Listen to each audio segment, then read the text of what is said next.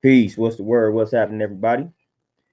Hopefully, everybody is having a positive, peaceful, productive Sunday. Hopefully, y'all got about an hour or so to chop it up, listen to the bill, add on, all that good stuff, man. I'm gonna give y'all 3 to 5 minutes to tap in with the kid. Let me know how we living and feeling on this wonderful Sunday before I dive into the subject matter, man. Y'all see what we talking about. Y'all see what we on today. It's gonna be a good one, man. But I'm gonna give y'all 3 to 5 minutes. Let me know how y'all living and feeling on this wonderful Sunday. How the weekend been treating y'all, man? How y'all holding up? Hopefully, like I said, y'all staying healthy, productive, getting that work done, accomplishing those goals, all that good stuff, man. Kaylin, what's happening? Peace. Lindell, peace. What's the word? What's happening? Tony, peace. How we living? How we living? What's the word? What's the word? How my good brothers and sisters doing on this wonderful Sunday, man? Tap in with the kid. We got some things to get off. Got some things to get off our chest, man. Y'all know how I go. When y'all see this, when y'all see titles of this nature, y'all already know the energy that I'm about to be bringing to the stream. I'm trying to find my bag here with a book in it. I haven't done like a book of the day or anything like that. I haven't posted a book in a minute. Show y'all what we kind of breaking down right now. One of my favorite black authors here, man. One of my favorite historians, one of the favorite ancestors, man. He goes under the radar a lot of times, man. But y'all very familiar with this brother and his work. But J.A. Rogers right here. Nature knows no color line. J.A. Rogers, this is something that I'm breaking down right now. I read pretty much most of his books, man. I like to use his work for research purposes, man. Thorough researcher right here, man. Thorough historian. You know, R.I.P. to J.A. Rogers, man, a great ancestor, man. But this is the book for the day, book for the stream. Nature knows no color line right here. J.A. Rogers. Get all of his books, man. Study all of his work. Study all of it.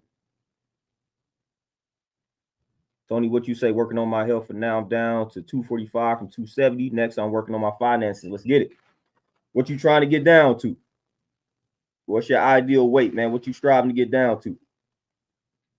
Hey, Magic Peace, what's happening? What's the word? How we living? How we feeling? I'll tell you, hey, okay, 20 pounds, 20 pounds away. All you got that's light work. That's light work. You will be there within the next few months for sure. TZ, what's happening? Peace. How my brothers and sisters doing on this Sunday, man? What's the word? Like I say, we see a health goal. You know, we got the health goals, financial goals, mental goals, all that, man. Hopefully, y'all tackling all of those aspects of your life. Hopefully, y'all got a plan, a strategy in place, and y'all putting it into motion and executing on the strategy, man, for sure. You know, but y'all see the subject matter. Garrison, peace. What's happening, man? We talking about that black guy energy, man, that they have done a great job of destroying over the years. You know, we had a very heavy online presence when it came to this energy, maybe about 10 plus years ago. You know, you had a lot of brothers, man, dropping a lot of knowledge. You had a lot of brothers that was putting that black power energy into the atmosphere online. You know, YouTube, Facebook, Instagram, all these different platforms that existed about 10 plus years ago. That energy was very prominent, which they didn't necessarily like that. And a lot of those guys, some of those guys that was putting that energy into the atmosphere, years later we found out were not to be trusted. You know, they was working with the enemy or the ops, as the young bulls call them, behind the scenes. You know, so we sort of found out a lot about some of these individuals that we were tapping into years later after they had been dropping all this knowledge, giving us all this inspiration and information. And next thing you know, 5-10 years later, we finding out some things about them. So that type of stuff started to happen, which I feel like that's part of the plan, part of the agenda too. You know, to plant certain individuals on these platforms and have them plant certain seeds just for us to find out later down the line that they dirty, that they foul. Like I feel like that's part of the agenda, and they do that on purpose. You know, so you will have a person that's dropping all this black power information online. Then next thing you know, they didn't got caught up sleeping with the enemy, cutting deals with the enemy. That was by design. That was by design. They did that on purpose, man, so we can view those type of people in that type of light. So it's hard for you to trust individuals when they come with that knowledge after you done found out that 3, 4, 5 of these type of dudes that was presenting that information and got caught up in the same type of scandals or accusations and all that type of stuff. So now when you come with a certain type of energy, nobody trusts you anymore. They looking at you sideways because of the previous brothers and sisters that came presenting that type of information. So they do that type of stuff on purpose. So people don't take individuals who present that information seriously. Because nowadays we at the point now where people make fun of, like, oh, I don't like when people say grand rising and stuff like that. Like, now we're there with it. So now when you come with a certain type of energy, now people make fun of you. They shun you. They don't like you because of what has transpired over the years. And a lot of that was planted. Like, why are you frustrated because somebody is saying grand rising? Like, I don't personally say it, but it's like, I'm not mad at somebody for saying it to me. I'm not going to look at somebody sideways because they saying it to me. But due to what has happened over the years, there is this level of mistrust associated with especially men that say grand rising. And again, this was by design. Let me put my banners up. Yeah, this was by design though. Oh yeah, Tony, man, they did it to a lot of them. Like, you know, the brother Polites, all these individuals, man, that I stopped trusting some of them during that time. You know, I started learning how to kind of read the room and just analyze and observe people way back when. So I was applying some of those tactics and techniques back then when I was listening to dudes and just watching how they would move online. I would study the way that they move. And a lot of them, I stopped rocking with them at the time. I was like, man, there's something off about dude. There's something off about her. I'm going to have to start rocking with them. I'm going to have to stop following them and subscribing to them. I just don't trust it. You know, so a lot of the brothers, I end up picking up on that energy kind of instantly before things even popped off with them. Melanin in mind, peace, what's happening? But in 2025, man, how often when you tap in with YouTube, Facebook, Instagram, how often do you come across just that black guy energy, man? How often do you come across like a black man really speaking truth to power on these platforms? Like, it's not often. Like, sometimes you might have to go out of your way to search for it. Even if you have went out of your way to put that in your algorithm, man, just liking certain types of content, they still will suppress that information. So you have to kind of go out of your way to find that energy, to find that content. It didn't really used to be like that. But right now, man, if you went on your YouTube and just tapped into some of the recommended videos, like, how often would you come across that type of content, that type of energy, those type of men speaking that type of truth? It's very rare now. And one of the main reasons is because it's not profitable. So nowadays, when we talking content, when we talking about putting out content, most people put out content with the intention of making money, generating revenue. So if something is not generating the revenue and making the money, then they will opt for the content that makes them the money, that generates the revenue. Well, it's not that profitable to be up here talking highly of the black man, talking highly of the black woman and things along those lines, and talking highly of the unification of the black man and the black woman. That is not profitable content. That will not generate you a lot of revenue.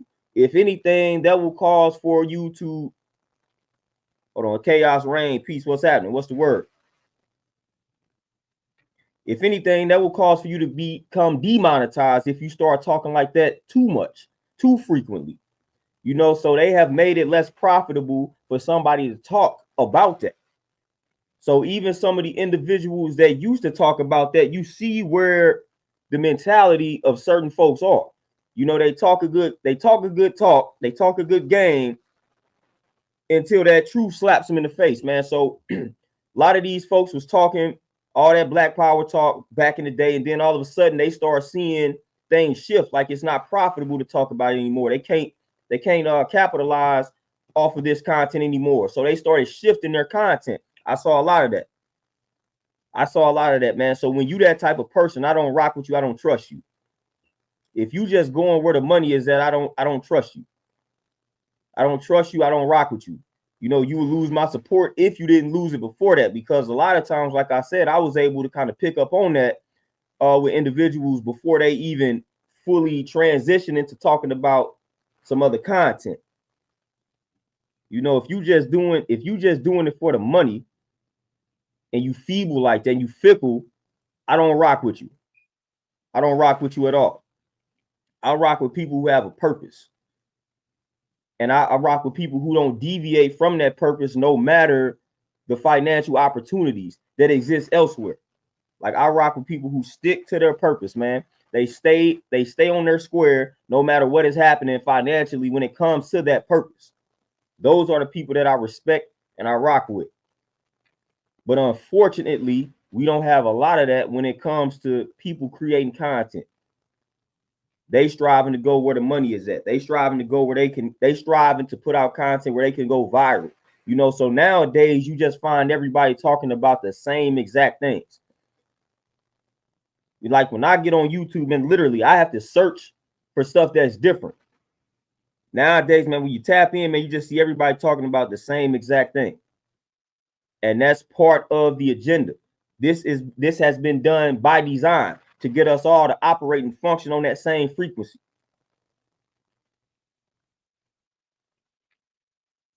They want us to operate on that same frequency. They don't want us to be unique. They don't want us to be original. They don't want you to stand out. They don't want you to do that. No matter how much they preach that, they don't actually want you to do that. They want to be able to control what everybody sees, and they want to be able to control how everybody operates.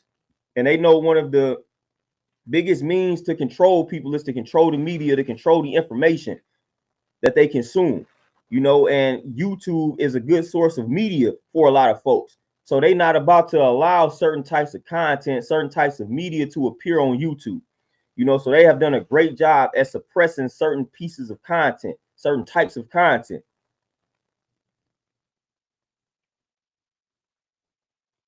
Hey, that's what you say. Do you believe Dr. Umar will shift completely after his kid came out saying he a deadbeat? Now, you never really know. But to be honest with you, I don't really follow Umar like that, man, because Umar had some situations in the past where he just kind of started to rub me the wrong way with just his mindset and his mentality.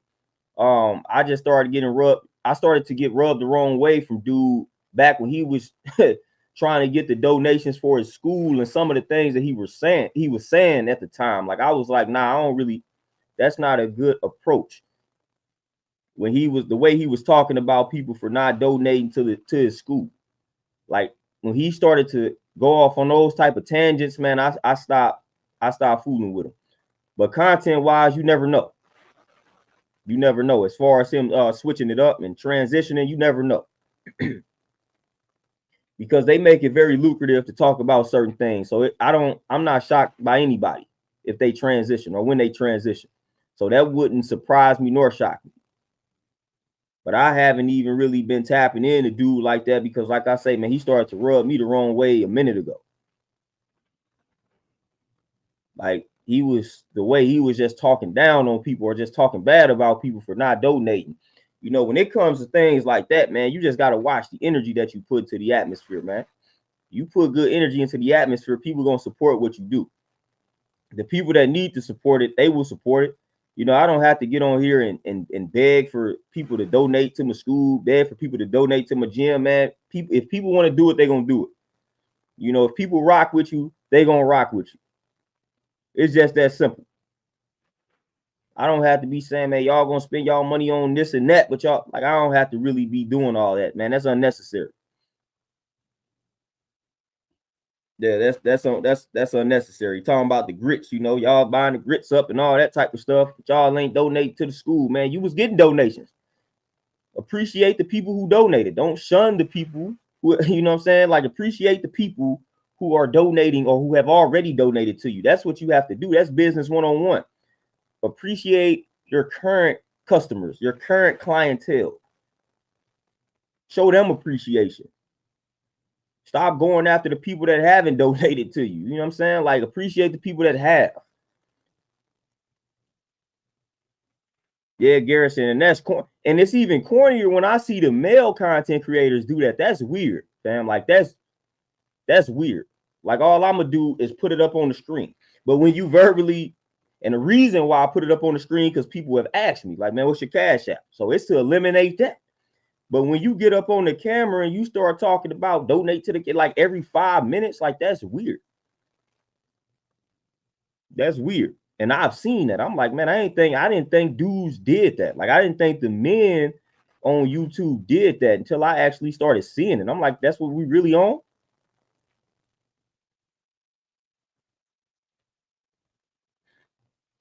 Okay, that's what you say. Yeah, a lot of black women still support him, though. I think it damages control. Yeah, nah, it's been a lot of people that came to his defense on that. As far as that particular situation goes, as if it wouldn't line up with his character to me if that's what he was on. Because, like I said, I know plenty of people who have committed themselves to that particular struggle, and they unfortunately had to sacrifice spending time with their children.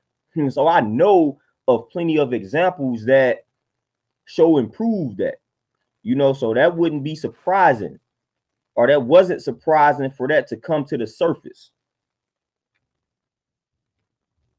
But at the end of the day, man, people gonna support who they want to support. It takes a lot for people to stop supporting an individual. Like, for a bunch of people, for a person to lose a major portion of their fan base, like, it takes a lot. Like, you might lose a few here and there, but to lose a large portion, it takes a lot. It takes a lot. But like I say, man, we've seen a lot of people shift, and it's been done intentionally. Because, again, when you start to, if I'm just I'm showing books of J.A. Rogers, I'm showing like historical books and things like that. This is stuff that you would think, okay, this is some good information, man. This is he giving us some good recommendations, suggestions, and all that. Like, nah, that's not what they want to see. They don't want to see that, man. So again, like I say, man, the people who we used to watch 10, 15 years ago, 20 years ago, like, man, you rarely see them pop up on the algorithm. My algorithm back in the day on YouTube was Khalid Muhammad, Steve Coakley, Amos Wilson, old Marcus Garvey speeches, Malcolm X speeches, Huey Newton, them. Like, that was my algorithm. And all of a sudden, it's like overnight, my algorithm changed. Like, all these videos that I was watching that was just popping up on my YouTube, it's like overnight I got on my YouTube, and next thing you know, it's content that don't have anything to do with that. And it, like, man, even Farrakhan's speeches, like, all of that, man, I was tapped into all of that. That was my whole algorithm. And all of a sudden, overnight, it was like my YouTube algorithm just became completely different. Like, I just been watching different videos, and that wasn't the case. I don't know if you all experienced that, but that's what happened to your boy. You know, I'm watching documentaries, all that. Then it's like overnight, my YouTube algorithm different. Stuff I ain't never been watching. This was all done by design. So now I had to go look up the videos, like old Professor Griff videos, just all of that. And I'm like, man, what happened to these videos? Man, what happened to these type of videos being recommended to me? And I'm trying to search for some of the videos. They had been deleted. They had been removed. All that stuff started happening. All of that stuff started happening.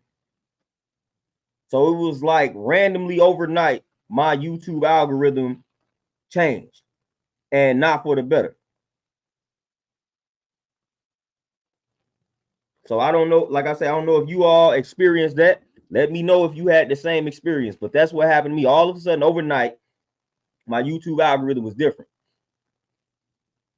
I went from seeing all that to just, like I say, random stuff. I can't remember like exactly what I started to see, but it ain't have anything to do with that. And then a lot of the videos that I was watching was removed, like documentaries. Man, it's documentaries that I was watching back in the day that I've tried to find, and I have yet to be able to find them again. Like, it was some powerful documentaries that was giving some powerful information on certain things that you can no longer find. And it was right here on YouTube.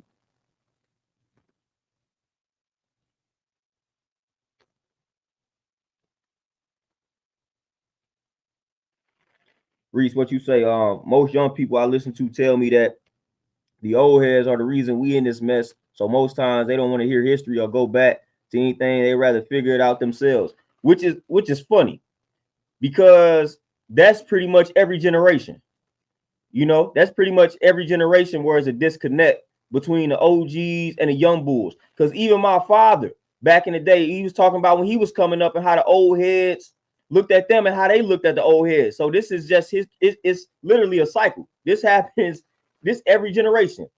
Every generation, the young folks feel disconnected from the old heads. Every generation. Like my father grew up in the 60s. You know what I'm saying? So the same things that's being said today was being said back then and before then. So it's funny. So if these young bulls will actually sit down and examine that, they will see that history keeps repeating itself. So we got to break a chain. We got to break the cycle, and part of breaking that cycle is to listen instead of saying the same old nonsense that has been said and wondering why things continue to happen. Figuring it out yourself is crazy when you got people that already did it and went through it and can give you the game. And all you got to do is pretty much add your modern twist to it. That's it. You know, and I'm part of that. Man, I'm part of that.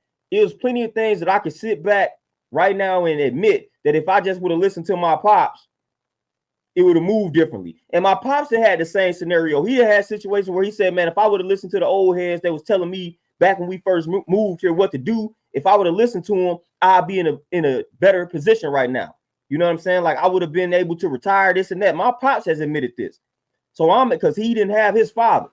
So my pops didn't have his father. So he had some OGs kind of giving him the game. He was like, if he would have listened to them, his situation would be different. And I can say the same thing. It's certain things that just as a young boy, just rebellious. I was like, man, I ain't going.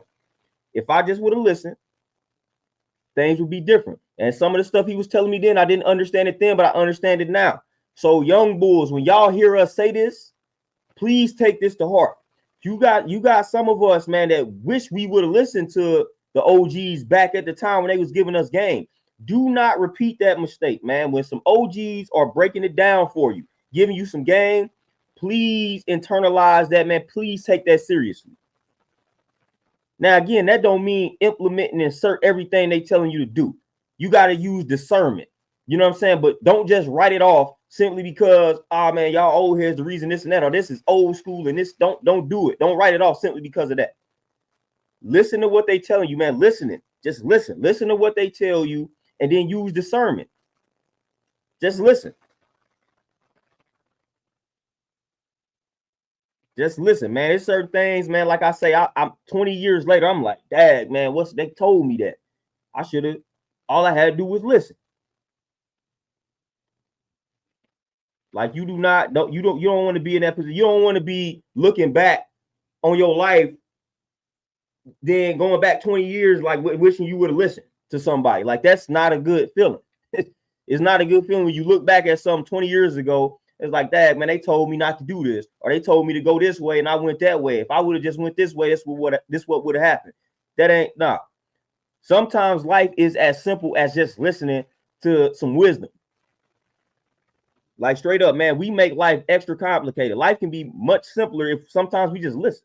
Man, just listen to implement. Worst case scenario, man, somebody tell you to do something and you do it and it don't go the way that you would like for it to go, you can just do something else. Like that don't mean you're gonna be stuck.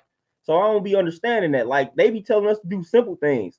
They be telling us to do things that if we do them and it don't work out, it's not hard for us to pivot and make another move, make another play.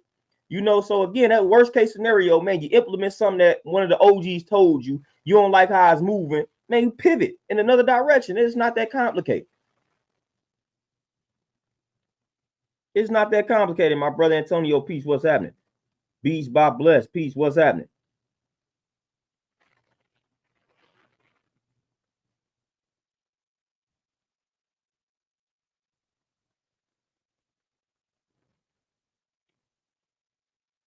Lindell, what you say? Two part. Do you think the state of our hip hop culture is in dismay because of all the negativity some rappers bring? Also, do you think the Cosby's, Diddy's, and Kelly's fit that bill?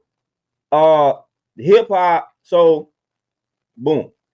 The negativity that the rappers bring is really not negativity from the rappers per se. It's negativity from the labels. It's negativity from these big corporations that have all the marketing dollars that's funding that they are funding this negativity. The rappers are just puppets, mascots, if you will. So I don't necessarily place all of the blame on the rappers. Yeah, they get some accountability in it because you don't have to sign that contract. You don't have to sign up for it, and we'll do anything for some fame and attention. So they get the accountability on that end, but there is that unseen hand that never gets brought into the conversation a lot of the times when it comes to the negativity in rap. A lot of times when you talk about rap and the negativity that's associated with it, people just focus solely on the rapper and not the white folks, not the white Jews that's behind the scenes actually pulling the strings. We can never forget about them.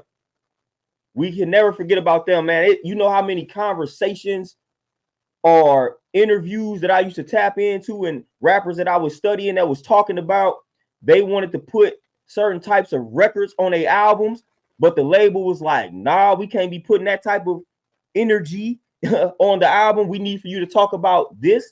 And 9 times out of 10, it was destruction. Like, that's the labels, man. That's the people with the big money that we don't see. That's who is funding the destruction. And this was intentional. And this is intentional.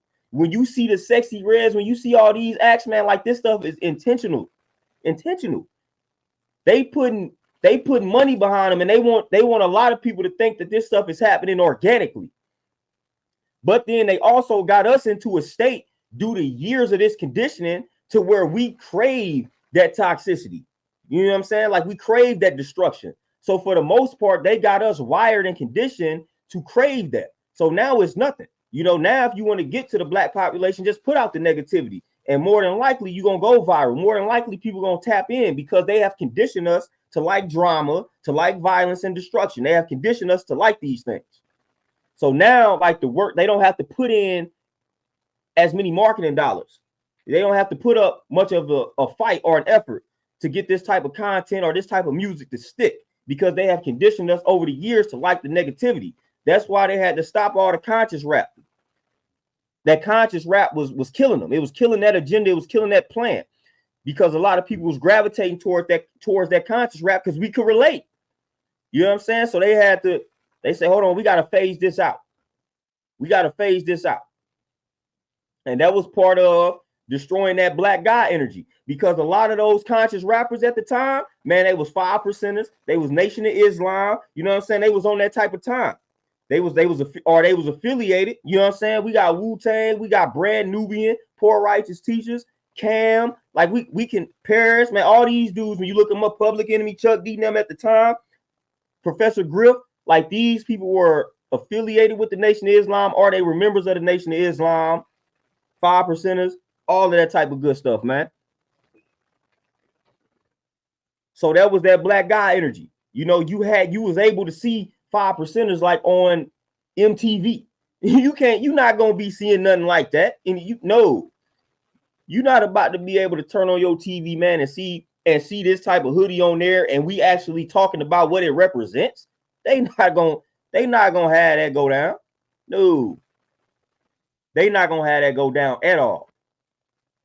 The only time you will see something like this go viral is if it's associated with some negativity or to make us appear to be evil and wicked. That's the only time you're going to see stuff like this. Not us raising the vibration or the consciousness of our people like you used to see back in the day when they was putting out the music. They had to put an end to that. And then you say, do I think the Cosby's, Diddy's, and Kelly's fit that bill? To an extent, you know, because I feel like at a certain point, you know what you're doing. Like Diddy, man, you know what you're doing. Diddy didn't, man, listen, Diddy was taught by them white folk, them white folks with money. You know what I'm saying? Like the Trumps, the Epstein, like he was taught by these folks, the Clintons, like he stayed around these folks. Ray Diallo, like that. I remember I got a book, the Principles book by Ray Diallo. Man, Diddy said that was one of his favorite books. Man, Diddy was groomed by them white folks, man. And I feel like he may have a lot of stuff on them. You know what I'm saying? Because these are the people who groomed Diddy. Where you think Diddy learned about, where y'all think he got the concept of Diddy parties from? You know what I'm saying? Like, he ain't just come up with that. He was in them white circles, man, and he saw that and he emulated that. You know, they think we it's crazy that we label this stuff a Diddy party because he got that from the white folks. I don't like Diddy like the next man, but I ain't finna Diddy party. Nah, buddy. Them white folks, that's where all them parties and stuff originated from. That's where Diddy got them parties from. So we not gonna put that on the black man because we know where he got it from.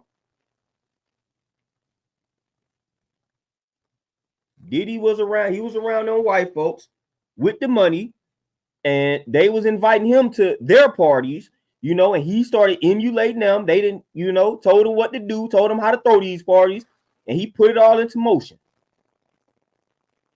So some of your favorite white folks that got money, Diddy was around them, and he learned how to throw these parties, and he was at those parties. They invited him to the parties, and they probably did all type of stuff to Diddy in those parties. You know what I'm saying? Like, let's keep it real.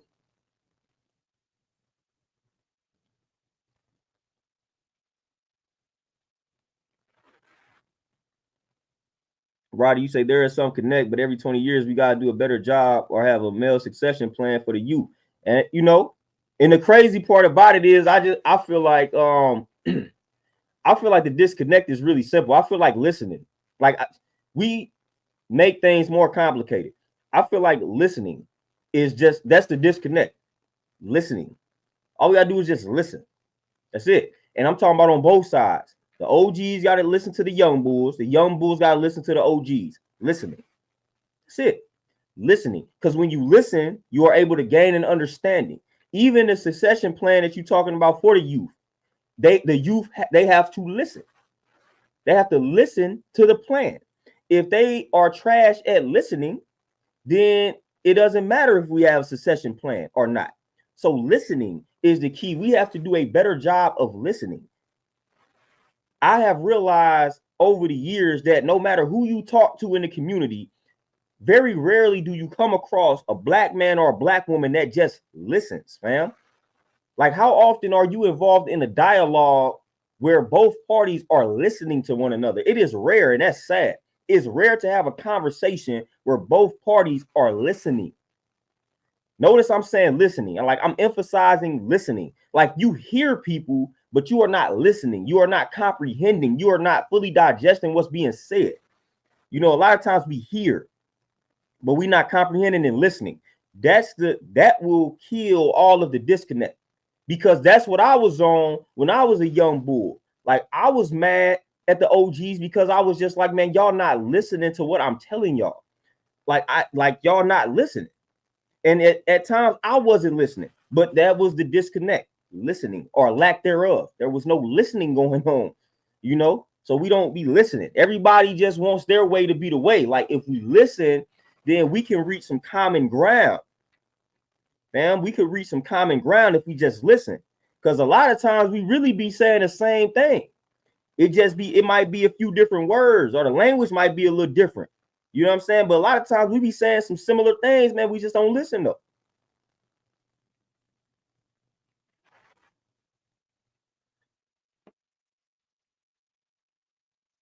Tony, A, for sure, man. That's an actual fact. You know, oh yeah, that's one of my favorite Bruce Lee quotes right there, man, for real. And you know what's useful. Man, you know when somebody tell you something and it's useful. You know what's right and exact. Like I said, you can feel it. The gut is your second brain, man. So when somebody tell you something, it makes absolute sense and it just feels right what they just said, that's useful information. You know when you get some information, it's like, man, I don't know about that. Go with it. You know what I'm saying? Go with that initial response. Like, nah, that's your gut. When somebody tell you something, you instantly be like, nah, I don't know about that. That is your gut talking to you. That's a gut feeling. Like, nah, that don't sound right.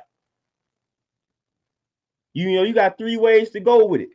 Nah, that don't sound right. You know what? That makes a lot of sense. Or let me sleep on it. Sometimes you don't have to respond immediately to some information that's given to you. If you receive a recommendation or some information and your response is, now, you know what? I need to sleep on that. Take as long as you need to. You don't have to respond to things immediately. So if somebody hits you with something heavy and you need to take a few days to think about it, do that. Do that. You know? So again, it's either your gut gonna be like, nah, that instantly don't feel right. or this makes a lot of sense, or your gut gonna be like, you know what, you need to think about this. You need to really sit down and thoroughly think about this decision or this information that was given to you. Those are the three approaches, man. Those are the three approaches. My man's Bobby, peace. Appreciate that super sticker for sure. Roddy, what you say? In my opinion, black males need to leave behind self-written books and documentaries for your families. This helps with erasing that divide. Or you can, on top of that, or you can leave behind the works of other folks who have already done that for us, which is people that's doing it, because nothing is new under the sun.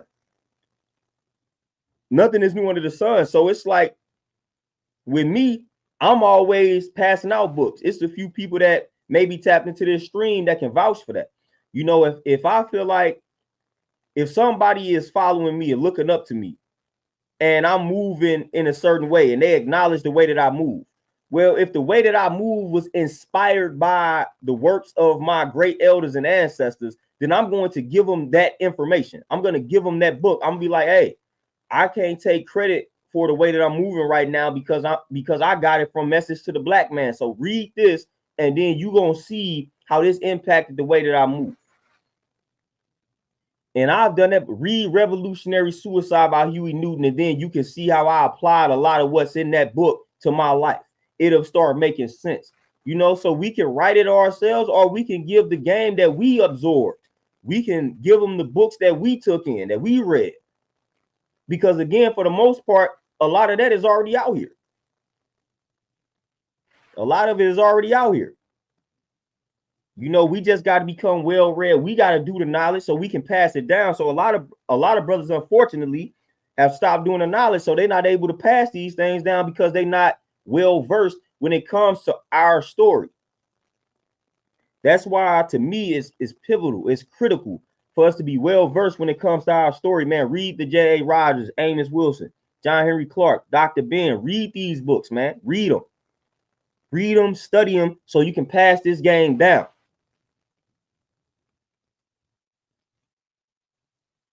Like, we got to be able to pass that game down, but in order for us to be able to pass that game down, man, like I say, we got to study. We got to study the works of our great ancestors that laid down the foundation. Like, they dedicated their lives to this research. Like I said, like this book right here, man, boom. J.A. Rogers dedicated his life to giving us this research, to giving us our story. We are doing him a disservice by not reading this work. He wrote this work for us so that we can pass it down, so that the younger generations can understand where they came from and understand their greatness. This is the reason why he wrote these type of books, so that we can pass it down, so that we can have this foundation and it stays with us, so that we cannot lose our sense of identity or regain our identity. It's the reason why he put in that work, so we doing them a disservice every day we go without studying these great ancestors and great elders, man, who put their lives on the line, sacrificed a lot to give us this work, so that's why I make it my duty to read it and then pass it on. Like, I'm gonna give y'all the recommendations, man. I'm gonna try to give y'all some of the information from the book, man, because that's from the books, because that's what they wrote it for. That's what they wrote it for. Lil LA, peace, what's happening?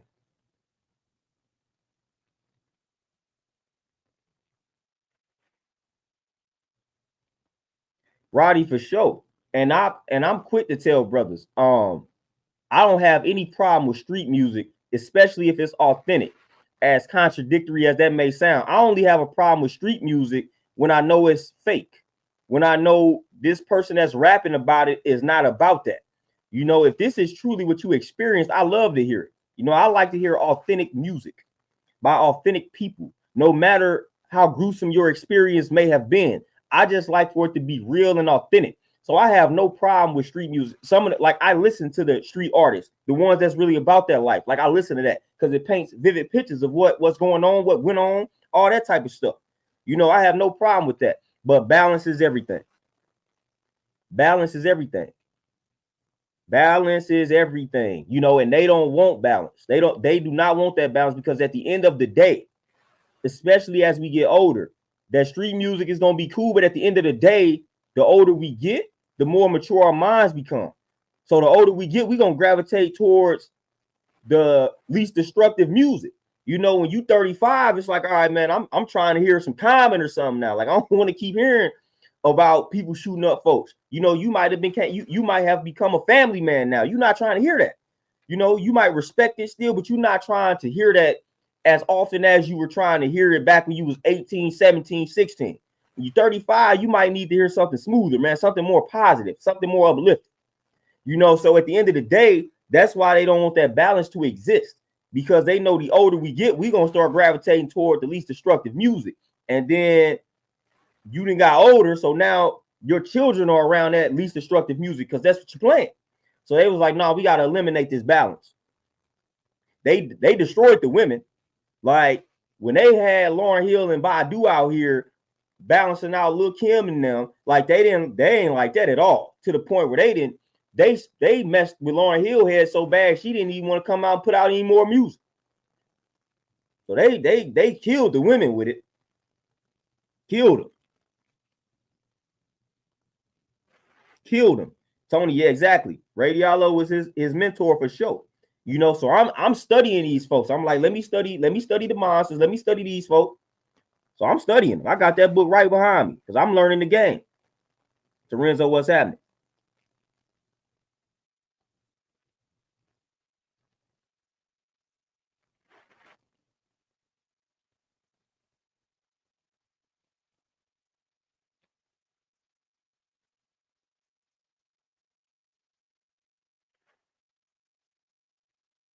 Hey, UWA, peace. Hey, just tap in with me. I don't know if you follow me on the gram or anything like that, but tap in with me for sure. We can work that out. Mike B, here on the book right here. Nature Knows No Color Line. J.A. Rogers, one of my favorite authors right here, man. That's the book of the day, the book of the stream. J.A. Rogers, man. We keep it up a little longer. J.A. Rogers. Nature Knows No Color Line. J.A. Rogers. Some thorough research in this particular book. Like I said, I've read most of his books. Gotta break his books down, man. Gotta break these books down, man. Like again, why you think they put out the books in the first place, man? We gotta tap in. We gotta read these books, man. If we gonna be well versed in anything, it should be our story. You know what I'm saying? But it seems like we are well versed in everything and everybody else other than our actual origin and our actual story. Like we well versed when it comes to everybody else and everything else. But when you start asking black people about us, about them, about black folks, about the original people of the planet Earth, we lack a lot of knowledge. We lack a lot of knowledge. And that has got to change. And that's why I'm always studying the great works that my elders and ancestors put out. Because no, I'm not going to be that one. I refuse to be that guy. You know, I refuse to be that guy. So I keep those type of books on deck. Keep them on deck. Because again, we are the ones with the identity crisis. And a lot of the stuff that I hear in regard to our identity crisis can be simply solved if some of us would just read. You know, we worrying about our identities and we arguing with each other, going back and forth about some things. If y'all just picked up some books, you would find that you don't even need to go back and forth about these things that we going back and forth about when it comes to the identity. Like for real. Like some of the arguments that we have that go back and forth is ridiculous. When you just pick up some books, you be like, okay, what am I arguing about?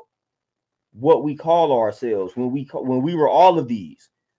At some point we were Moors. At some point we were Hebrews. At some point we were this and that. Why am I arguing about this? We was all of that. What's the point of arguing? Now let's focus on our common ground, because we actually have more in common with each other as far as the different groups and organizations than we have differences. We actually agree on a common enemy. We have more, like I say, we have way more in common than we actually have contrasting. We have way more in common.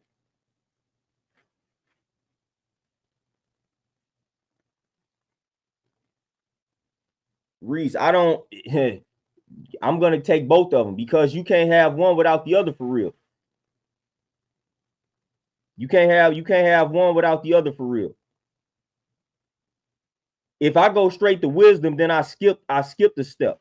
You know what I'm saying? And if I just stay at knowledge, then again, I'm not putting anything in motion. But there is no way that you're gonna have wisdom without knowledge, because wisdom, again, that's knowledge. That's your foundation, everything in existence. So that's observation. That's what you experience. That's collecting information, collecting data.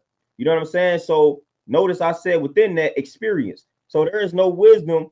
There's no wisdom without knowledge, without that foundation. And then if you just stay stuck on information or just what you experience and collecting data and all of that, then you're not going to put anything into motion. It's just potential. It's potential energy instead of it becoming kinetic. But both of them are needed. It's like yin and yang, and that leads to the understanding. So I'm not taking one over the other. I would never do that. I never do that, you know, and that leads to the understanding. But the knowledge, you're gonna get the know-how, you're gonna get the experience first, you know, because again, it's like when they talk about the kid having to learn by touching that stove, that hot stove. That's how I got to learn that it's hot. You know what I'm saying? Like you're not gonna be able to apply wisdom unless you know that this stove is hot. So you touch it. Somebody can either tell you and you can trust them, or you can learn for yourself. Either way, you got to get that knowledge first, and then you move accordingly after that. You ain't gonna be born just, oh, this stove is hot. You're gonna have to learn. Like I say, whether somebody tell you or you touch it. You know, so yeah, I ain't gonna never separate them two. That's hand in hand, you know. Boom, foundation, put that into motion, and now we good. That's how we gain the understanding. Just even on a mathematical level, you know what I'm saying? You get the know-how of the problem, and now you do the problem, which that's your wisdom. And now when you get the problem, like when you do it, when you apply what was taught to you as far as the formula and how to do it, how to go about doing it, then you apply it, you get that correct answer, and now the light bulb clicks off on you like, dang, I get it now. Like I get it. You know what I'm saying? So y'all know the culture that I come from, man. Y'all know the supreme math and what comes first. You know, we knowledge, wisdom, and understanding is 1, 2, and 3 in the supreme mathematics. You know, so that's how that go, and that completes the 360-degree cipher. You know what I'm saying? Knowledge, wisdom, and understanding.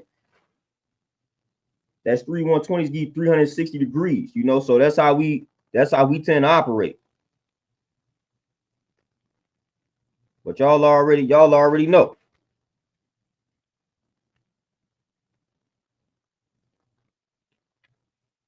Kinger, man, I gotta do a little bit more knowledge on him to have a thorough breakdown of him, man. I just know a tad bit about dude, man. So I'm not gonna really be disingenuous and give a whole spiel about what I think of him without some more information, you know. But I can have a more thorough breakdown next time I tap in for sure though.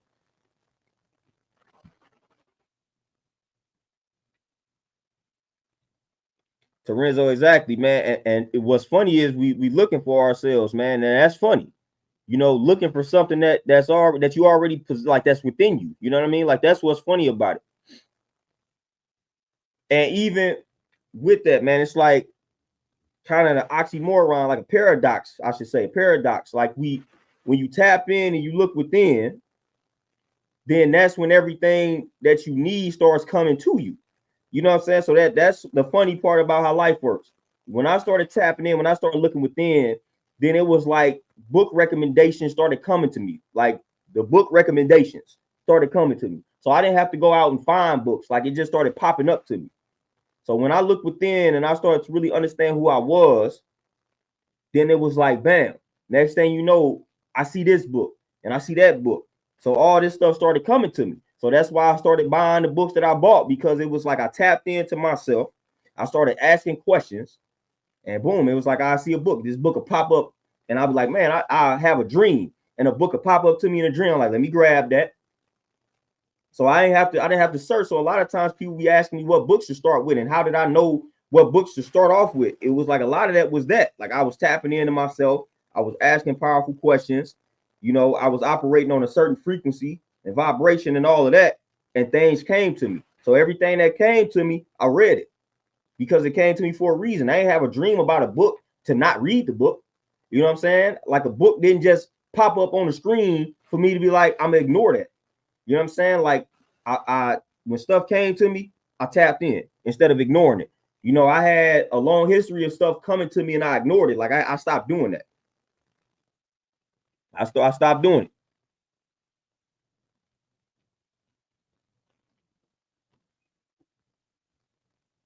I stopped doing it. You know, for real, straight up.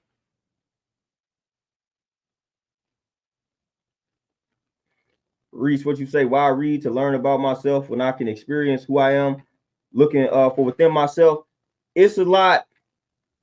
The reason why I'm going to advocate reading is, I'm not going to say it doesn't have anything to do with yourself, but it has a lot to do with understanding what's going on around you. That's one of the main reasons why I advocate reading about, because you technically not reading about yourself. You know, it's not like you reading about you in these books per se. Now we can make a connection and say that we are all connected, things like that. If you live by that philosophy, that's cool. But you're not necessarily reading about you. But what mathematics is the study of patterns. So when you're reading, that's what you're reading for. You are studying patterns so that you can see what's going, like, so you can literally have a good idea of what's going on.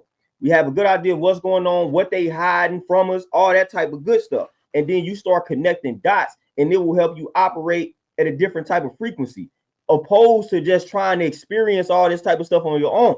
Like, it's, again, J.A. Rogers laid down some groundwork for us, so it makes it that much easier.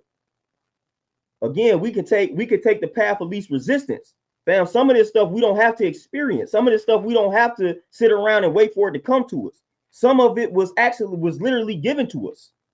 All we got to do is just absorb the information, and we can have it in a day or two, opposed to it taking 2 years for me to wait to experience something.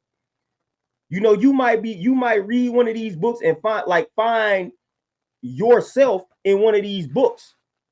You know what I'm saying? Before it's your time to experience, and you might be able to relate to what you just read, and it may expedite your process. It might expedite your process, man. So again, reading can be very crucial, just from a historical standpoint, just from a systemic or systematic standpoint, and just from understanding other people around you type of standpoint. You know, because our ancestors didn't write things on the hieroglyphs. They didn't do the hieroglyphs, write things on the wall for no reason. You know what I'm saying? They knew part of knowing thyself was knowing about the universe, was knowing about other folks. You know what I'm saying? Because you are you, but man, everybody else around you may operate differently. And that's a major reason why we gonna read. You know what I'm saying? So you could be tapped into self, but you gotta at some point tap into things around you, and reading helps that. And it could also help you with yourself as well. Because again, like I said, man, reading these books, man, just help me elevate. Help me elevate. It's nothing wrong with getting some external inspiration or motivation that will propel you or push you in that positive direction. You know, so that's just like an add-on. It's a plus, and nothing is wrong with that, man. Especially when it can help expedite your process.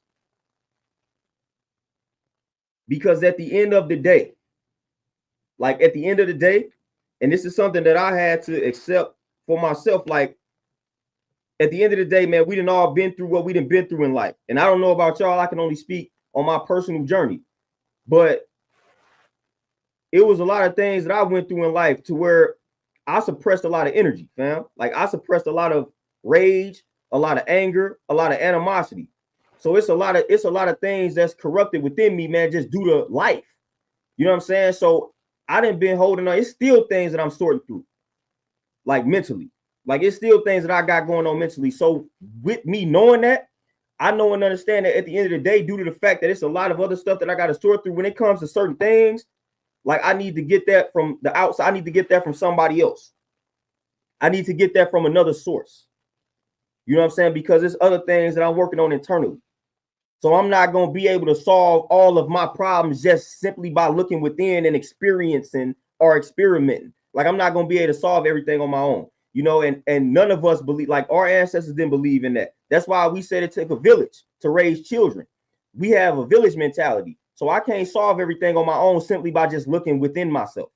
Like, nah, it's some OGs that have given me the game. Like, let me go get this game from the OG real quick. Instead of me trying to tap in and find out this answer within. Like, no. Like, nah, no, indeed.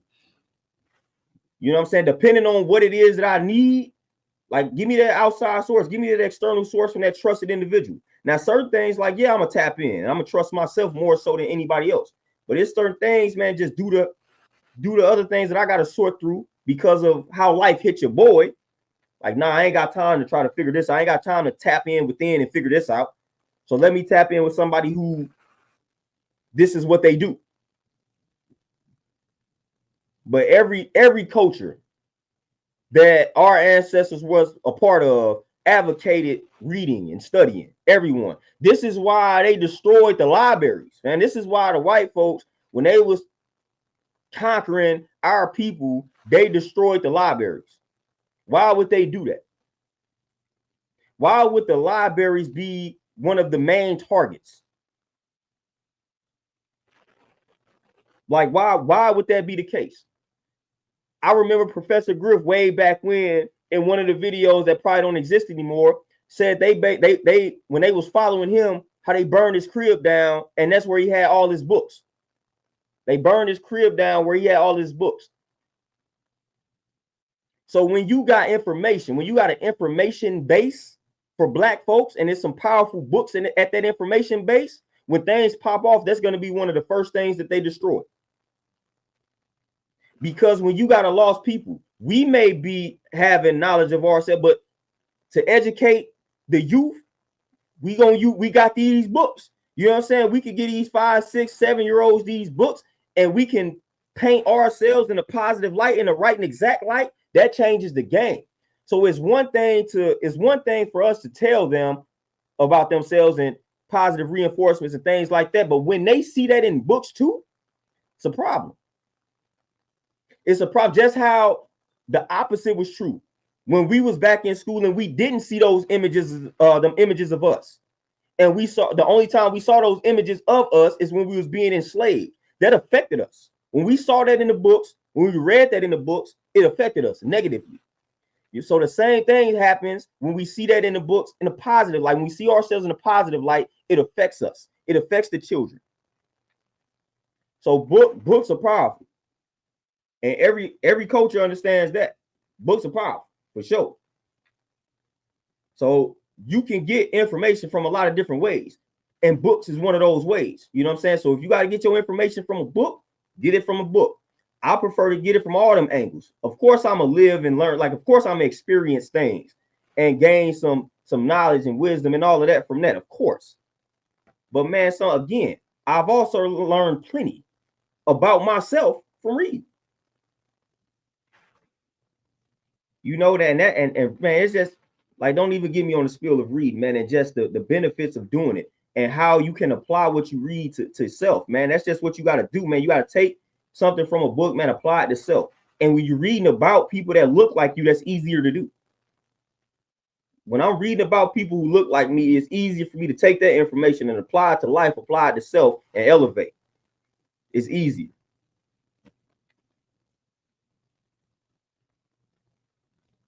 Hey, peace to everybody that's tapping in, man. Peace to everybody that's tapping in for sure.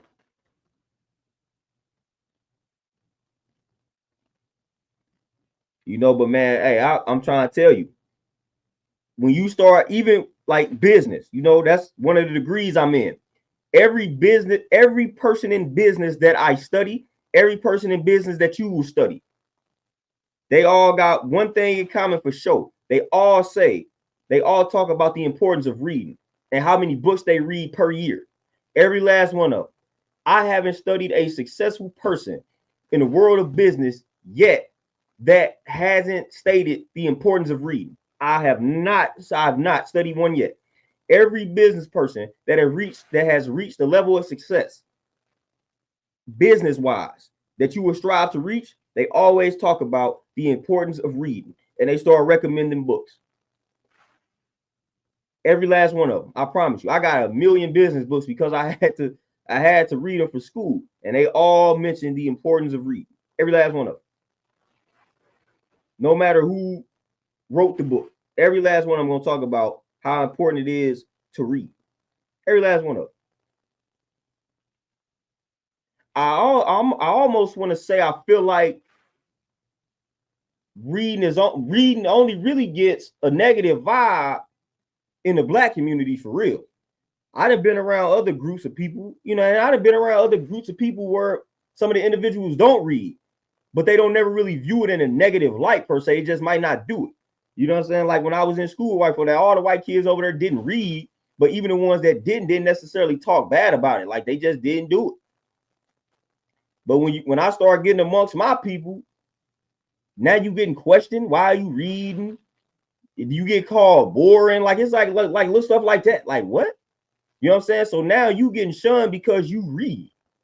I only came across that in the Black community. And I kind of know why that's a thing, but like that's, if I'm going to get any negativity towards reading, it's amongst Black folks. If I go amongst Asians, if I go amongst any other group of people, they not about to be looking at me crazy because I'm reading. They may look at me crazy for what I'm reading. If I'm reading some Black information, they might be like, oh, snaps, he might be tapped in. He might be one of them. But they're not going to be looking at me crazy for actually reading. You know what I'm saying? Like they're not going to be looking at me for that or looking at me like that for doing that. So in the Black community, that's when I get a lot of the negativity towards cracking open the book. Now I get a lot of, you know what I'm saying, you get a lot of praise and support also, but that's where I get the most hostile energy simply because I'm reading. Like to get called boring for reading is crazy. Roddy, that's one. Hey, I got that book behind me. That Reginald Lewis, I got that book behind me for sure. Why should white guys have all the fun? I read that many moons ago. That's part of my business books. You know, that's part of the business world. So I read that book for business purposes. So that's my book right there, man. R.I.P. to Reginald Lewis for sure. But yeah, I read that book many moons ago, back when I was actually in school, because I was like, man, all right, reading all these business books is cool, but I couldn't really relate to reading business books written by white men. So I was like, man, I gotta find some Black dudes that achieve some success in the business world, and I gotta read these books. I gotta read books from people who look like me. You know, so I was like, let me find all the Black men that have succeeded in business, whether I think they some Sambos or not. Let me just read their books and study this work, because I got tired of reading those books written by white men and white women. Like I'm like, nah, I can't really relate to this. Like y'all path a little bit different. I need to read by somebody who look like me. 2 Block, peace. Appreciate that cash out.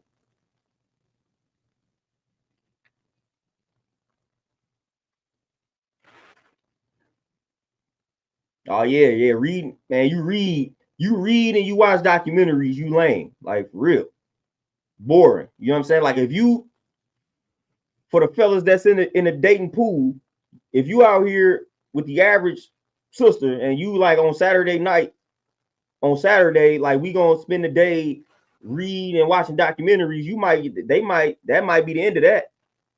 She might not want to proceed further with that. Now I'm not gonna say that's all of them, but man, it's like that gets viewed in a negative light. That gets viewed in a negative light. Mugs don't be really trying to learn out here for real. Like, let's just keep it real. Mugs don't be really be trying. They don't be really be trying to learn, man, for real. You play that conscious music around, that music with a message. Oh, turn this off. Turn this off. Nobody got time for that, man. Like, let's grow up. Let's grow up mentally. Like you consume enough of the toxicity on a day-to-day basis, man. Like here's some of that God energy that we talking about. Like that won't kill you to listen to that for like 2% of your day. But yeah, you gonna get called lame, nerd, bored, and all that type of stuff, man. Then when they find out that you read and watch documentaries and like to learn, anytime you throw out some information, you're gonna get called a know-it-all. Anytime you could throw out some simple information that everybody should know, you're gonna get called a know-it-all. Like you might not have said, like somebody, like when a person finds out you read, You could be around for 24 hours. And within that 24 hours, you may say one thing, like you may give one piece of advice, and they're gonna call you a know-it-all for that. Oh, what you think you read? What you think since you read, you better than everybody? Like that's the type of stuff you get when you throw out one or two recommendations. That stuff be crazy. Oh, you think you read? You think you know everything because you read? Fam, I gave you one recommendation. I gave you one suggestion. I gave you one piece of advice. Now all of a sudden you say I'm a know-it-all. You think I think I'm a know-it-all. Like, no. I know enough to know I don't know much. That's why I read. You know what I'm saying? Like that's the whole reason. The whole reason why I read is because I know I don't know nothing. So I'm always reading. You know what I'm saying? Like I'm always reading, I'm always studying. A person that thinks they know it all is a person that's not trying to gain any type of new information. Like the word, like you know what I'm saying? Like a person that's a know-it-all. The moment I say, look, I'm too good for all this information, I don't need any more information, that's when you can call me a know-it-all. A know-it-all is not a person that's constantly seeking to find answers to solve the world's problems. That's not a know-it-all. That's a person that's like trying to find some information. You know, trying to find some answers for certain things. Like that's a curious person, not a know-it-all. The person that's rejecting the advice, that's the know-it-all. That's the ignorant person.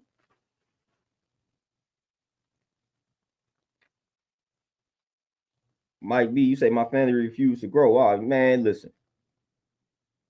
I had to disconnect from that expectation. You know, that was part of me studying Buddhism. You know, Buddhism helped me with that. I had to detach myself from my family, man, from expectations when it came to people around me. Like once I did that, man, I was good to roll, man. But when I came across certain pieces of information back in the day that was helpful, I just knew that my family would be open. I'm like, man, this information that they need, and since it's coming from me, like they gonna be open. No, you know what I'm saying? So I had to disconnect, detach from that expectation because that was causing a lot of suffering. Because it's like the people that's closest to you will be the people that reject your advice the hardest. And that's crazy. Those will be the people that listen to you the least. The people that need to get the information.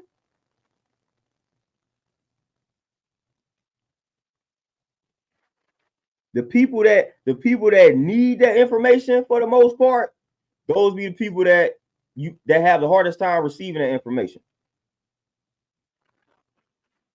Reese, you say I just feel like information can be very misleading depending on where it comes from. Reese, information that you receive from yourself can be misleading, depending on the state of your mind. So you can mislead yourself. You can deceive yourself. You can mislead yourself. And who is the one that says what is actually good information? That's why you cross-reference, you verify. When it comes to history, there are ways you fact check. You know, it's a whole scientific process when it comes to history. So it depends on the subject matter being studied in regard to how we show and prove which information is actually good information. You know, but it's a whole process that you go to verify information. Like J.A. Rogers, man, it's a bibliography in the back. So you study what he read, you know, and then you compare this historical information to new findings that have happened, you know, cross-referencing and all that type of good stuff, man. It's a whole process. I got a book called The Craft of Research, and it teaches you how to research. Now, when you read certain things like philosophy books, those books are not intended to present you with a bunch of facts. Those type of books they exist to help you think, to challenge your mind. So anything can be good information. It depends on how you look at it when it comes to those books. Like when it comes to philosophy, when it comes to studying religion, when it comes to psychology books, like things like that. Like it depends on the person, man, because I was taught in our culture to take the best parts of everything.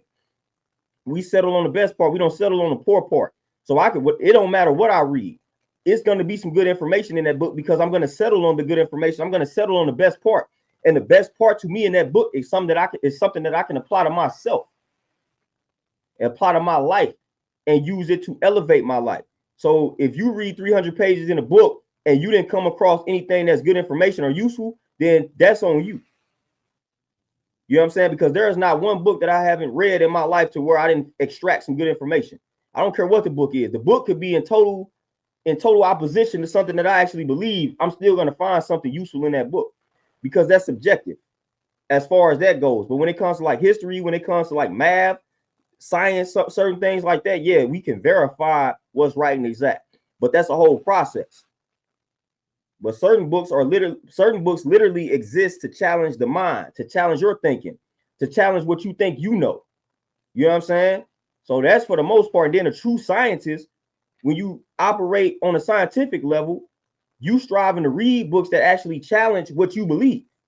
So that's how you're supposed to be going about studying and reading. The first part, you trying to disprove or debunk something you think is right and see if it stands the test of time. That is how certain theories are at the top right now, because scientists or people have tried to debunk it, but they couldn't, you know, or they have yet to be able to debunk it. So that's why this theory is at the top. It's the working theory right now, because nobody has ever been able to debunk it. You know, so you're supposed to take that approach and apply it to your life. Something that you believe, you're supposed to be trying to debunk it instead of operating under the confirmation bias standpoint, which is how we tend to operate. I believe something, let me find all the information that confirms what I believe. That's how we tend to operate for the most part. Instead of, I believe something, let me go find out all the reasons why this cannot be true. Not many people operate on that level. Like I say, I got plenty of books that don't agree with nothing I do and say. I probably have more non-vegan books behind me than actual vegan books. You know what I'm saying? Like, I got more books that oppose the alkaline lifestyle than actually fool with it. You know what I'm saying? And co-sign it. I got more religious books behind me than anything else, and I'm not religious. You know what I'm saying? So that's how you really supposed to go about it. Terenzo, my brother, appreciate that for sure. And I got that book behind me.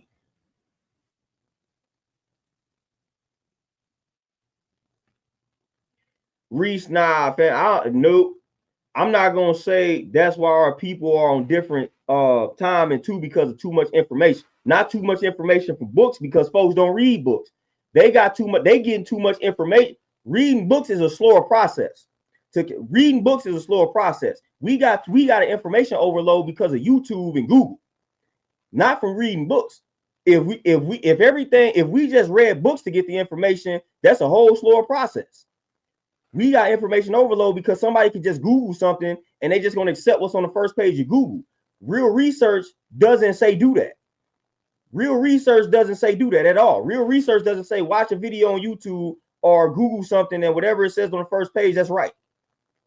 Man, there's people that have been researching the field for 20 years and we still don't know what it is. So how can you Google that and then think you know it or think you mastered that field because you Googled it? You know what I'm saying? Like, it's people that have been studying in my industry, fitness. Man, fitness is always changing. So we got to stay up to date on the changes that's going on in the fitness community. So for somebody to Google something and come and tell me what's right and exact off of a Google search, that's like disrespectful. You know what I'm saying? Because we've been studying this stuff for 10, 15, 20 years. Things change. That's part of the universe. Things change. You know, so something that was right and exact 20 years ago might not be right and exact now to do. You know, so things change. So I don't care what you saw on Google. You know, go find somebody that's well respected in the field that has been putting in the research. You know what I'm saying? Like, that's the way to go about it. Don't just tell me you Google something and you read it off the first page of Google. That don't mean it's right. That's the information overload. Information overload, or us having too much information, got nothing to do with books. Because who reading? Who reading out here? We Googling and we YouTubing, and that's it. Like, that's what we're doing. But the too much information from the books, no, because people are not sitting down reading books. It's not what we're doing. That's not how we are collecting our information these days. And then even when you take something on Google, like they tell you, again, when I read a book, see, here's some of the differences. When I read a book, like I say, I can read, let me go find a part in this book, right? Sources is a great thing, man. Having sources, man. J.A. Rogers got plenty of sources in this book. Plenty of sources, man. Like plenty of sources. Like at the end, you probably can't see it, but like at the end, when he on each page, he got sources. When you doing true research, that's what you want and need. Sources. That's how you fact check things. That's how you reach conclusions. When people give sources and you study the sources. When we go on Google, people just accept whatever they see on Google. They not checking the source, fam. Like that's a key. You gotta go and you gotta study the source. J.A. Rogers got plenty of sources. Each chapter, he got recommended reading. He got sources. And when you studying somebody that's putting in some major work, they are going to have the sources. They are going to have where they got the information. So when you start doing that, that is how you are going to be able to confirm information. You got to study the sources. I'm not just going to read. Anybody that's an avid reader, they're not going to tell you, I just read one book, now I have an answer. No, I'm going to read J.A. Rogers, and then I'm going to read the sources if I haven't read the ones that I haven't read. And then I'm going to read books that's related to this subject matter, and that is how I do it. So you never just take one source, just like getting one opinion on a medical condition. They tell you to get a second, third, and fourth opinion. You do the same thing when you read and you research. And you don't just take one piece of information and be like, boom, cool.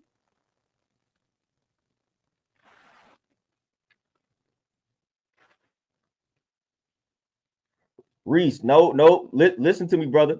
I said on the first page. I said you just don't take something on the first page of Google as actual fact, because I can tell you from marketing, right? I can tell you from marketing, most of what you see on the first page has been paid for. It's paid advertisement. So a lot of information, a lot of things that you see on the first page, people have paid to have that information on the first page. That doesn't necessarily equate to right information. But Reese, what I'm telling you, I didn't even say that the information is wrong. What I'm telling you is you don't just trust information the first time you come across it. So whether information is right or wrong, you always verify the information by studying the source where the information came from. So if you Google some information and they have a source and it gives you a book or 3 or 5, you read the books. That's how you confirm the source. I don't just trust you because you said this information came from a book. I'm going to read the exact book where you got the information, because that can be the misleading point that you're talking about. Just because you took something from a book and put it on Google doesn't mean it's right. Doesn't mean it was even interpreted correctly or is utilizing the right context. And that has happened. People have taken things that was inserted onto Google from a certain piece of information from a certain source. But when you go actually read the entire article or the entire book, it was misconstrued. So that's what you got to do. You got to take the information that's given, whether it's book, whether it's YouTube, whether it's Google, and you have got to always confirm it, fact check it, verify it. And that is going to be a whole entire process. Reese, what I'm telling you, this is what I'm telling you. This is why I say we say the same thing. I'm telling you that the people that read books, we have never said take books on face value. But we have literally said this. But what happens is people who look up information on Google tend to do that. You know how many times I can vouch for this in my field. You know how many times I've had somebody come to me with something that they Googled from a fitness standpoint that was not right and exact. And how do I know it's not right and exact? Because I let them learn the hard way.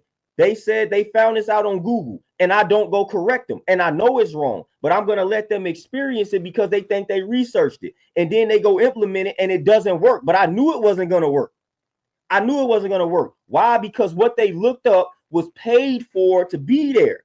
It's certain diets and certain regimens that have a lot of money backing them. So when you look up weight loss techniques and tactics, then that's what's going to appear. So I've had a lot of people say, man, I researched this and this is what I'm going to do. And I'm not going to correct them. I know how it's going to go. I said, they're going to do this and this is what's going to happen because they saw it on Google and I know why it's there.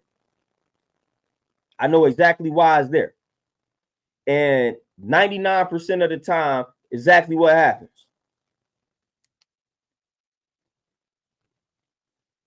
Reese, you got to, there is no who has the real facts because you got to study you have to study to gather the facts. There is no one person that has the facts.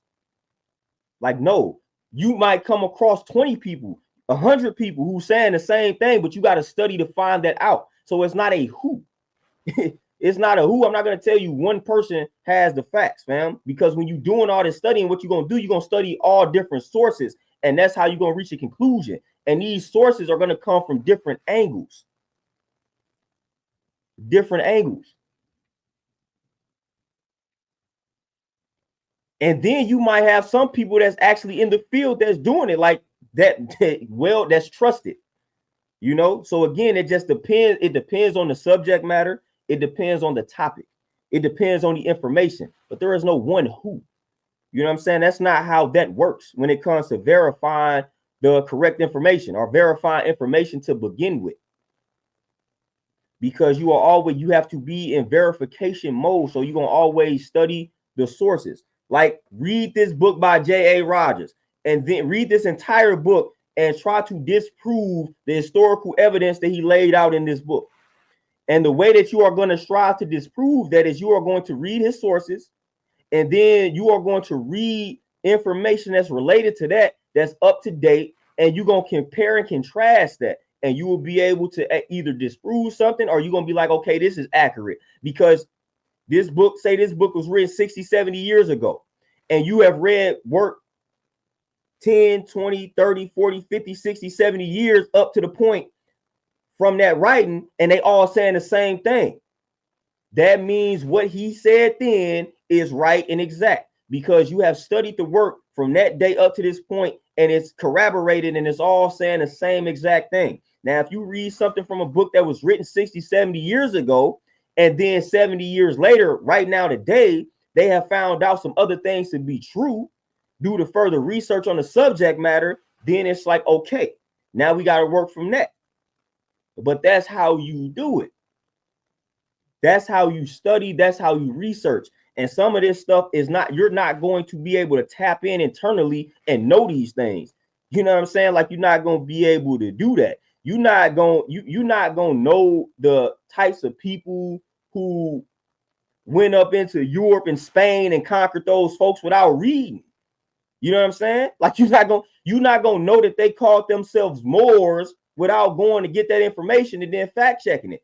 And then when you start studying, every book is going to corroborate that these people that look like me and you that went up into Europe, went up into Spain and conquered folks and things like that, they refer to themselves as Moors. Every historical text you will read will say the same thing about these people, no matter who wrote it. That is how you verify that.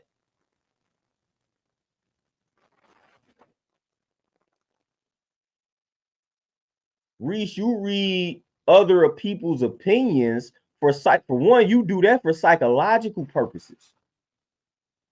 You do that for psychological purposes. There will be a lot of benefits. There's a lot of benefits of reading about other people's opinions, especially when you got other folks that follow, when you got massive amounts of people who follow the opinion of this person. Now you're reading it for psychological purposes because you may have to deal with these people. Now you know and understand how to deal with these people accordingly because you know their thought process. But again, if you don't want to read it for that reason, then that's cool. You know what I'm saying? Like, that's cool. But when I read about another person's opinion, man, I can tell you how that has opened up my mind reading about the opinions of others. Because again, I got things that I'm opinionated on. So again, what's the best way to challenge my opinion? Read somebody who has a different opinion. And that, matter of fact, Reese, that can strengthen your perspective. When you read somebody that has a different opinion from you, again, this is outside of fact-based things. When you read somebody that has a different opinion from you, for one, you might read an opinion that you never thought of. And that can open up a whole new line of thinking for you. So again, it's a lot of different benefits to reading about others' opinions, because again, it might be something that you didn't think about. You like, man, I never thought of it like that. You know how many times somebody even told me, like, man, what you said, I ain't think about it like that. And it was just my opinion on something. And that opened up a whole new path for them mentally, because it's like, man, I never looked at it like that. I never thought about it like that. That's one of the reasons. It's a major reason why you may want to read the opinions of others. You're not reading the opinions of another person to follow their opinions. You could be reading that opinion to strengthen your own stance, or you could just be reading it to gain new perspective. That's why you listen to people. You know what I'm saying? That's why I'm listening to OGs. That's why I listen to folks. I'm listening to folks to gain a new perspective. I'm not listening to you to accept what everything you tell me. No, I'm listening to gain new perspective so that I can say, okay, I've heard this before.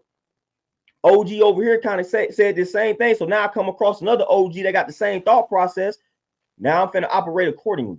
You know what I'm saying? So it's a lot of reasons why I'm gonna read the opinions of others, for sure.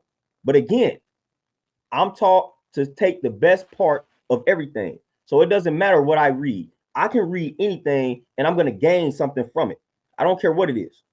I don't care what it is. You can give me anything to read and I'm going to break it down and I'm going to gain some type of benefit from it. It's never pointless. It's never a waste of time. I'm going to gain a benefit. I'm going to gain something from reading any and everything. Just like they tell you we can gain something from life itself, just from anything in life. You know, you can watch the bugs operate. You can look at how the wind blow. You might gain some perspective if you think deeply about it, deeply enough about it. So reading is the same way. All righty, for sure, man. I've learned from all type of people I don't agree with. That's why I be laughing at folks when they talk about Trump. Closed-minded. You know what I'm saying? Like, I don't rock with these folks like that, man. But I learned a lot from Trump, reading his work.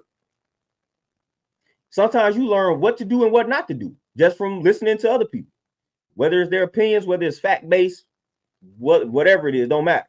You know, but I've learned a lot from folks who have different opinions from me. Matter of fact, those are actually some of my best builds that I've ever had. Like when there's people that have an opposing perspective and we have a cordial, civilized conversation. And also, and let me add too, when I'm tapped into somebody who doesn't agree with me, I practice Bruce Lee's tactic and I empty my cup. I don't watch him and be like, man, I can't stand dude. No, when I watch him, like I'm simply just watching him. I don't have a bias. I don't have any type of opinion going on in my mind. I watch people with an empty mind. I empty the cup and I watch them and I listen to them. That's the best way to gain that perspective. I don't go into something thinking I know something. Like, no, all right, when I watch anybody for that matter, it don't even have to be somebody that I don't agree with. You know, when I watch anybody, the first thing I do when I'm trying to absorb this information thoroughly and the correct way is I empty my cup. That allows me to thoroughly comprehend and just absorb what's being said. That's how I do it.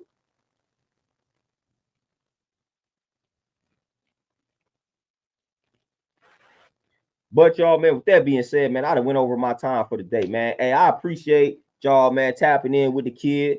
Hey, and brother Reese, we appreciate you because what you saying is your opinion on this. And see, you probably gonna gain something from this dialogue. And we just throwing off opinions. We throwing out opinions. You know, we have different opinions, but it's keeping us sharp on our opinion. So it's value in what you just did. You know what I'm saying? So don't let that one go over your head, my brother Reese. You know, you just did exactly what you was talking about. You came in with your opinion and it differs from my opinion, but yet it sharpened both of our perspectives. So there goes your benefit right there. The answer is actually in what you just did. So don't overlook that right there. Don't overlook that, Jew, for sure. You know what I'm saying? But man, I appreciate y'all tapping in. I appreciate the donations. I appreciate the cash apps, man. I appreciate the dialogue, man, as always. Hey, y'all be easy. I'm gonna let y'all get back to enjoying the rest of y'all weekend. I'm gonna tap in with y'all next Sunday, man. But y'all be easy. I'm out. Peace.